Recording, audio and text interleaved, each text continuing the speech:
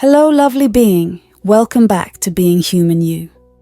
In this video, let's chat all things ego.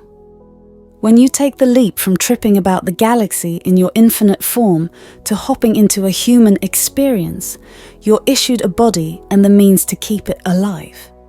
In fact, you're issued an entire toolkit to keep your body alive. And the body itself is designed to such a level of sophistication that much of what it does to stay in tip-top shape occurs without your conscious awareness. Think breathing or blood pumping, etc. For the conscious stuff you have an ego, sometimes called your lower self. We'll chat about the higher self in the next video.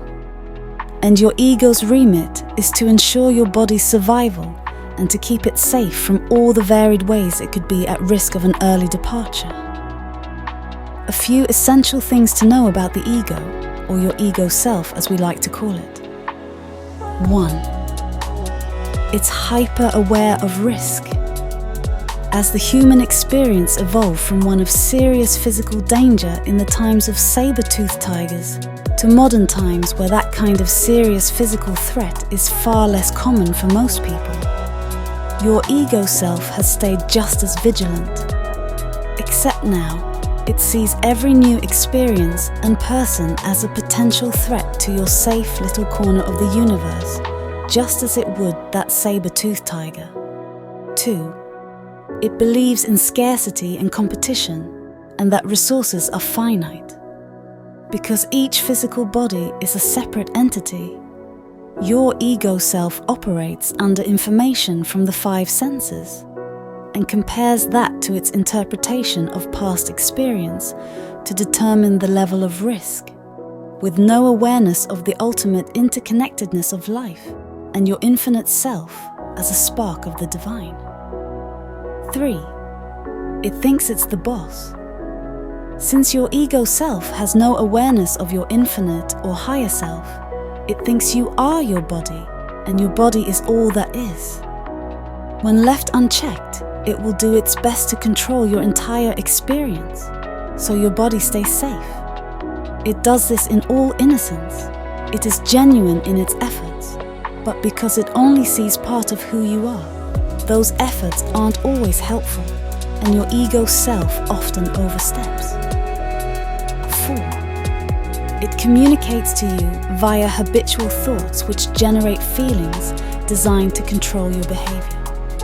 That voice in your head narrating your life is more often than not your ego self, driving you to take action, or sometimes not take action. Either way, its focus is upon encouraging you to do whatever it believes you need to do to ensure your survival, and it will do whatever it takes to make that happen. The key to thriving in your human experience is to allow your higher self to drive and your ego self to take a back seat. When your ego self is at the wheel, all kinds of drama ensues.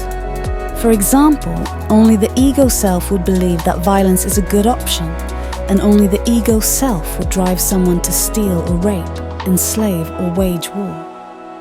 Since the distinction between the ego self and the higher self has not been common knowledge until recent times, humans live in a world that reflects that misunderstanding.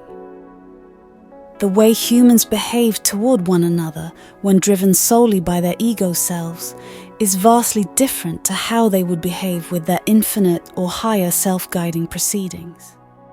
And simply knowing this is not enough, because the ego self is convinced it has to step in and will continue to do so until you build a consistent practice of reminding it that it can relax. Your higher self has got you. This practice is the ultimate work of every being wanting to awaken, and it's an ongoing process of forgetting and remembering.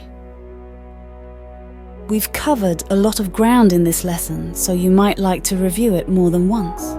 Next time, we'll focus on your higher self and explore all the wonders of living from an understanding of abundance, possibility, and connection. We hope this introduction to your ego self has given you some oohs and ahs, and the spark to learn more about making the most of being human. Thank you, lovely being, for joining us. Subscribe if you desire to be notified of upcoming lessons. Until next time.